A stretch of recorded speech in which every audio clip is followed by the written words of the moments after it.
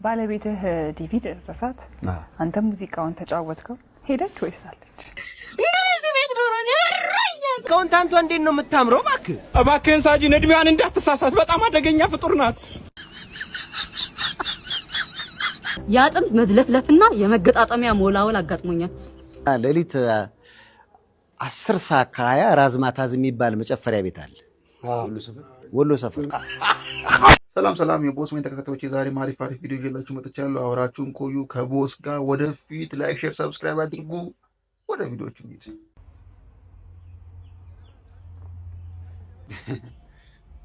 አባዳቦ ግዛሊ አትዘርበል ዳቦ ግዛሊ ዳቦ ፈላጊው አባዳቦ ግዛሊ ለነቱ እናታችሁ አባዳቦ ግዛሊ አታትርም እንዴ? ሜጀ የለም እንዴ? ወይ አን መሰለጠሙ ናቸው። ልመጣው ማይጣም መጣሳት ረሽ ወዳ ኮንታንቷ እንዴት ነው የምታምረው? ኦይ ልጋብዝሽ ምናምን እላታለሁ። ኧረ ዝም በል። ገና የአካውንትን ገንዘብ ስታይ ነው ወደ መጣበት ምትልክ። አሁን ይሄ ከፊት ያለው ሰውዬ በሀብት የተሸነሸነ ነው። እሱ ቢላት ያምርበታል። አቤት ከኋላ ያለው ሰውዬ ሰውነቱ ሙክት የለመደ ነው። መቼም አካውንቱም እንደዚህ ይፋፋ ይሆናል።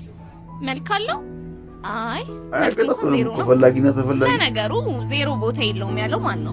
ከአንድ ቁጥር 8 ዜሮዎች ሲደረደሩ 1 ሚሊዮን ይሆን የለ?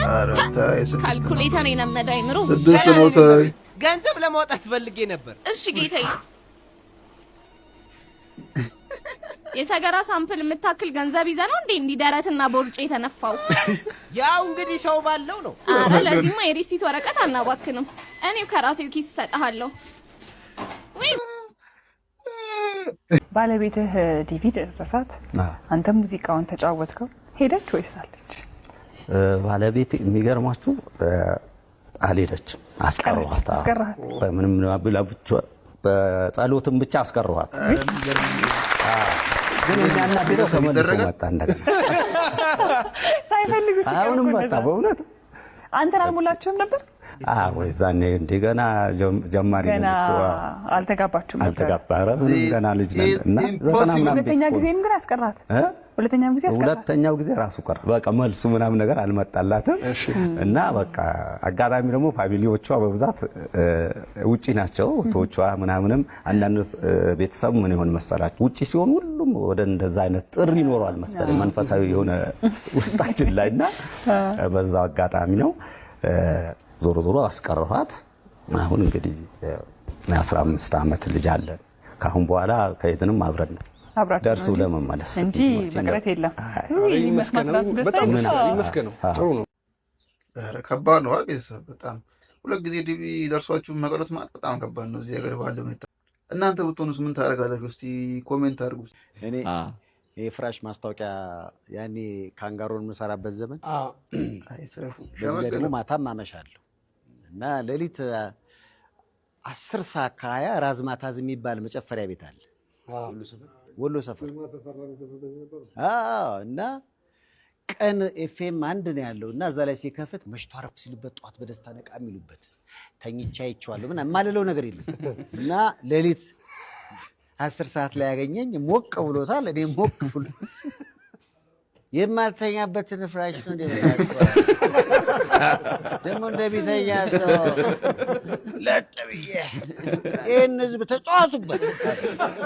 ማስታወቂያና ሪል ላይፍ መለየት እኔ ህዝብ ነው ይሄ ህዝብ የሚባለው ነገር ተጫዋቱበት። ህዝቡን አስተኝተሽ አንቺ እዚህ ስማ እንደ እንትን ማለት ነው። ህዝቡን አስተኝታ አንተ እዚህ ቅዳለት እኔም ችርስ እያልኩ ስማ የሚመስለው እሱ በቃ ያን ካስተዋወቅ ተኝተህ እዛው ብዙ ፍራሽ ያለህ ነው። አዎ ማስታወቂያና ሪል ዓለሙን ለይተን ማየት አለብን።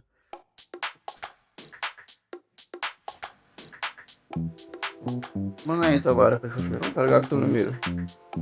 በኋላ ለመረጃ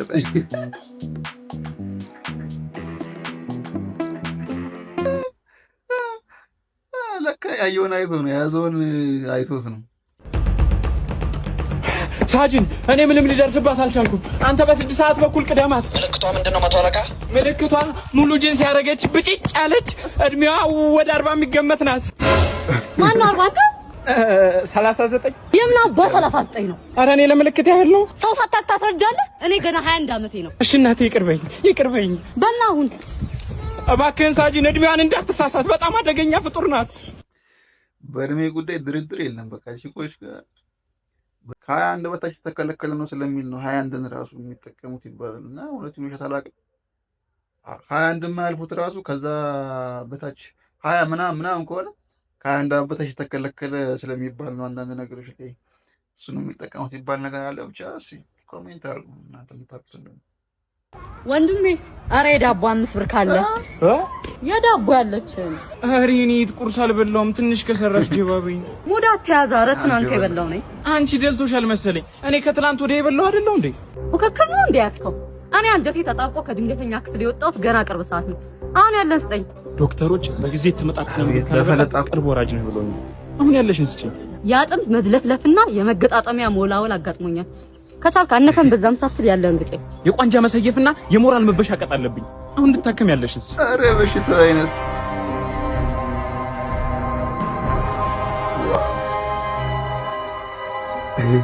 ወንድሜ ምላጭ አይቆርጡም ተባባሉና ሌላ ለመፍለጥ ነው። ላይፍ ምን ትሪክ ሊያሳየን ነው? የላይፍ ትርጉም ሊያሳየን ነው ይመስለኛል ሳስበው። ላይፍ ይላል ስዕል እየሰራ ነው። ዋው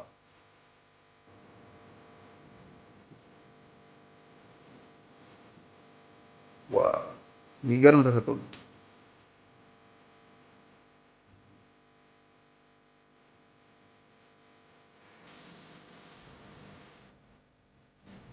በስመ አብ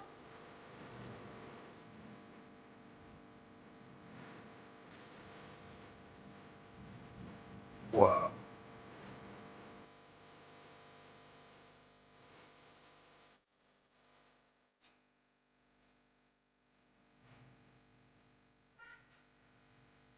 ዋው እማዬ ምን ላግዝሽ? ምንም የለ ልጅ ጨርሻለሁ። እማዬ ልጥረግልሽ እንዴ? ጨርሻለሁ። እማዬ ምን ላግዝሽ? ምንም የለ ልጅ ጨርሻለሁ።